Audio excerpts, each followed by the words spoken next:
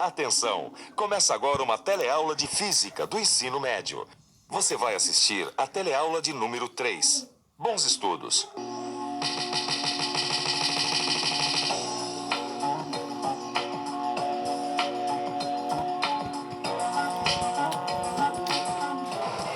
Que dia mais movimentado, hein, Maristela? Ih, minha filha, o movimento vai começar mesmo agora. Como é que é? É isso mesmo, Rosinha.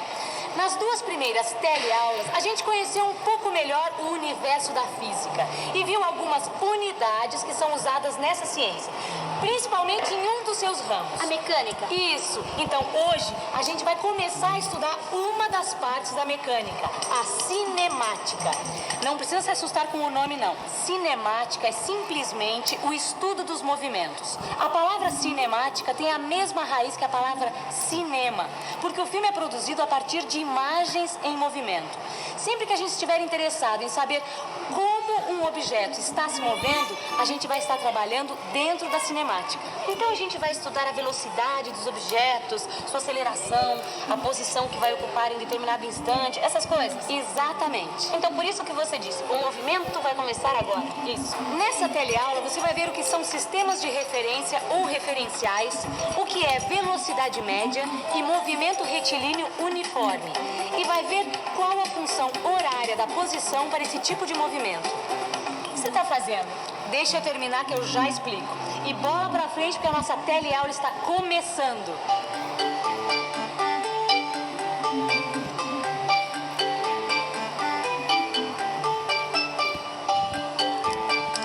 Pronto, olha.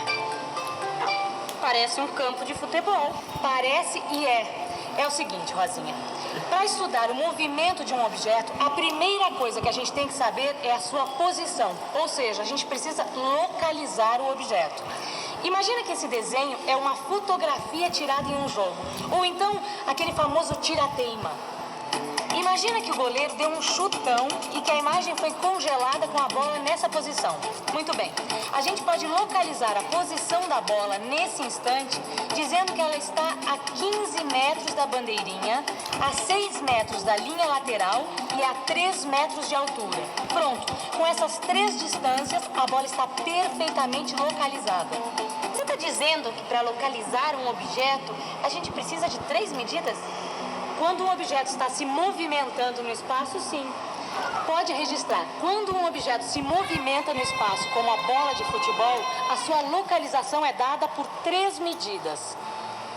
Além disso, a gente precisa dizer como as medidas foram feitas e a partir de que ponto.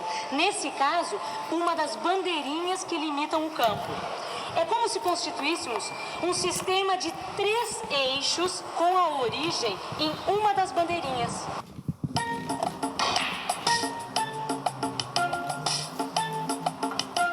Quer dizer então, Vicente, que para localizar um objeto nós precisamos de 3 medidas, é isso? Nem sempre, Gil, nem sempre. Sabe que uma vez eu estava lendo uma história daquele detetive inglês, o Sherlock Holmes? Famoso? Opa! E era a história de um crime que acontecia justamente num salão de bilhar. E ele estava preocupado que ninguém mexesse na bola branca, porque ali podiam estar as impressões digitais do criminoso. Peraí, Vicente, peraí. Você está querendo dispersar o assunto. Nós estamos falando sobre localização de objeto. Calma, nós vamos chegar lá. Para garantir que ninguém mexesse na bola branca, o que ele fez? Vamos imaginar que a bola tivesse parado nessa posição aqui. Então, ele escolheu uma caçapa, no caso essa, e marcou essa distância aqui, ó. Tá vendo? Isso aqui. E depois marcou essa outra distância. Desse jeito, a posição da bola ficou perfeitamente localizada. Se alguém mexesse, ele descobria. Eu acho que eu já sei aonde você está querendo chegar. Fala. Quando um objeto se movimenta por uma superfície plana, como essa aqui da mesa de bilhar, são necessários apenas 2 medidas para a localização dele. Elementar, meu caro Gil. Então, guarde sempre essa regra. Movimentações no espaço, 3 medidas para localização. No plano, como essa mesa de bilhar, apenas 2 medidas. Tá certo. 3 medidas, 2 medidas. Será que existe algum tipo de movimento que precise só de uma medida para localizar um objeto? Por favor, cidadão, você saberia me responder qual o movimento que faz o pistão de um automóvel? Pra cima ou pra baixo? O movimento pra cima e pra baixo, né? Muito bem. Então, já que ele faz esse movimento para cima e para baixo ao longo de uma reta, quantas medidas a gente precisa para determinar a localização desse pistão num determinado instante? Acho que uma. É isso mesmo. Para localizar um ponto P marcado no pistão, a gente só precisa de uma medida. Por exemplo, a sua distância até a base do cilindro. Para resumir toda essa história é o seguinte: para a gente localizar um corpo no espaço, num plano ou ao longo de uma reta, a gente utiliza na física os chamados sistemas de referência ou referenciais. É muito simples, dá só uma olhada. No exemplo da bola de futebol, o sistema de referência ou referencial é formado por 3 eixos perpendiculares que partem de um ponto zero escolhido, no caso, a bandeirinha. Esses 3 eixos podem ser entendidos como 3 réguas e com a ajuda delas podem ser medidas as 3 distâncias que determinam a localização da bola. No caso da superfície plana, como a mesa de bilhar, o referencial é formado por apenas 2 réguas ou 2 eixos. O ponto zero de origem aqui é a caçapa marcada, ou seja, com 2 medidas podemos localizar a bola de sinuca. Por último, temos o caso do pistão. O referencial aqui é uma reta e o ponto de origem é a base do cilindro. Basta uma medida para localizar a posição do pistão. E a gente vai começar o nosso estudo dos movimentos com uma situação bem simples. Veja, aqui nós temos um tubo cheio de óleo de cozinha. Aqui na frente tem uma escala graduada em centímetros. Bom, com a ajuda desta seringa aqui embaixo, nós vamos introduzir uma gota de uma mistura de água, álcool e corante dentro do tubo. Como a densidade dessa mistura é menor do que a densidade do óleo, a gota vai subir. E é o movimento desta gota que a gente vai estudar. E para isso, a gente conta com a ajuda da nossa fotógrafa oficial, a Rosinha. É o seguinte, quando a gota começar a subir, eu vou acionar esse cronômetro e a Rosinha vai bater uma foto a cada 4 segundos. Vamos nessa? Manda bala. Ou melhor, manda a gota.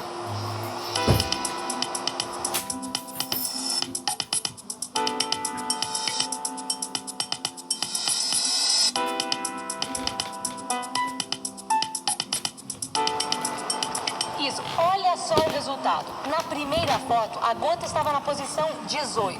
Na segunda, 22. Na terceira, 26 e vai indo. Com a ajuda dessas fotos, a gente pode montar uma tabela. Vamos ver o que aconteceu com a gota entre os instantes 4 e 20, por exemplo.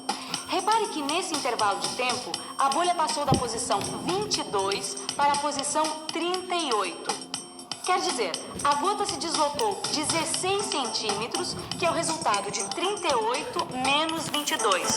Só que entre os instantes 4 e 20, passaram 16 segundos, que é o resultado de 20 menos 4. Ou seja, a gota percorreu 16 centímetros em 16 segundos. E como a marcha da gota é sempre a mesma, a gente pode dizer que a sua velocidade foi de 1 centímetro por segundo. Essa foi a sua velocidade média. Dá só uma olhada. A velocidade média é definida como sendo deslocamento sobre o tempo. O deslocamento é dado pela diferença entre posições, x2 menos x1. E o tempo é dado pela diferença entre 2 instantes, t2 menos t1.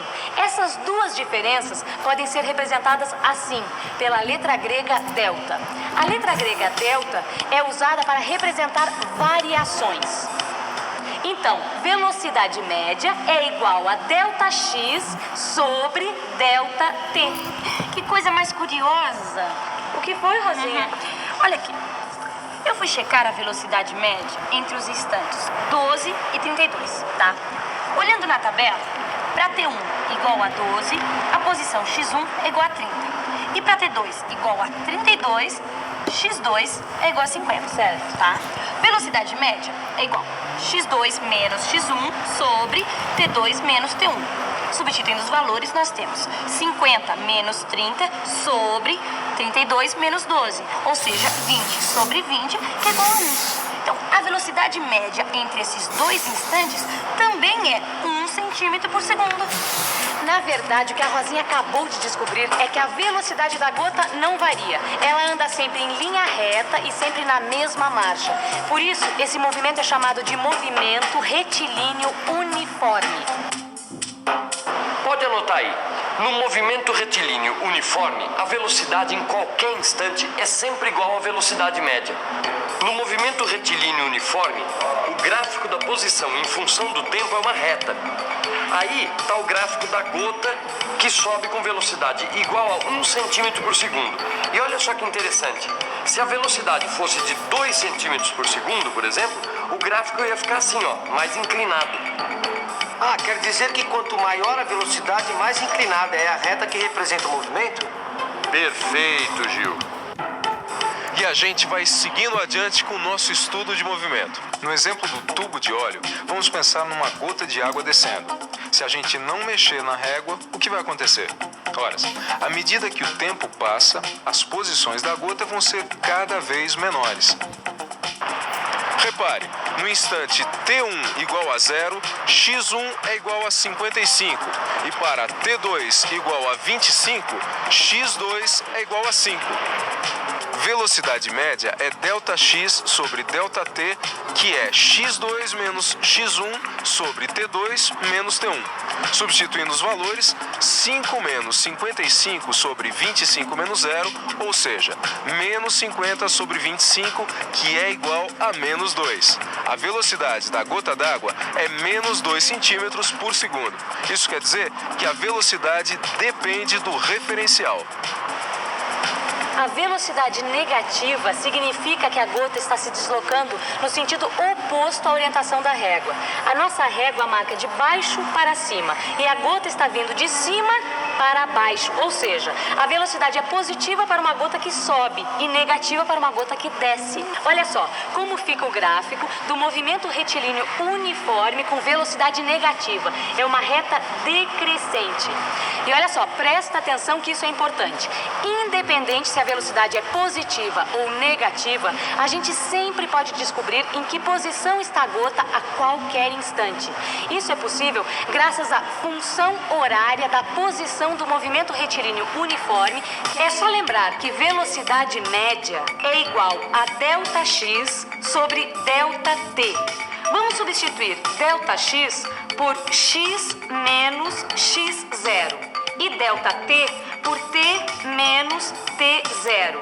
Por conveniência, a gente escolhe t0 igual a 0. Então fica x menos x0 sobre t menos 0. Passando o t para o outro lado, fica x menos x0 é igual a vt. Mudando o x0 de lado e de sinal, a gente chega à função horária da posição. X é igual a x0 mais v vezes t. Então, a função horária da posição fica assim. X igual a 55 menos 2 vezes t. Eu quero checar essa tal de função horária no caso da gota caindo. Eu quero descobrir onde a gota vai estar quando t for igual a 12 segundos. É só substituir o valor de t na função. Então fica assim. X é igual a 55 menos 2 vezes 12. 55 menos 24, que dá 31. Então, aos 12 segundos, a posição da gota é 31 centímetros. É isso aí, Rosinha. E você também pode fazer o contrário. Descobrir, por exemplo, em que instante está a gota na posição x igual a 40. Veja comigo, né? Bom, enquanto a Rosinha faz essas contas, que tal dar uma boa revisada em tudo que a gente aprendeu hoje? E atenção, se liga aí que é hora da revisão. Na teleaula de hoje, você aprendeu que para estudar o movimento é preciso localizar o objeto. E viu que isso pode ser feito com 3, 2 e até mesmo uma medida, dependendo do caso. Aprendeu que a física localiza os objetos no espaço, no plano ou ao longo de uma reta através de sistemas de referência ou referenciais. Você aprendeu o que é velocidade média e movimento retilíneo uniforme. E viu que nesse movimento, o gráfico da posição em função do tempo é uma reta. Por último, você viu que a velocidade depende do referencial e ficou conhecendo a função horária da posição do movimento retilíneo uniforme. É isso aí. Bons estudos. Né? Tchau.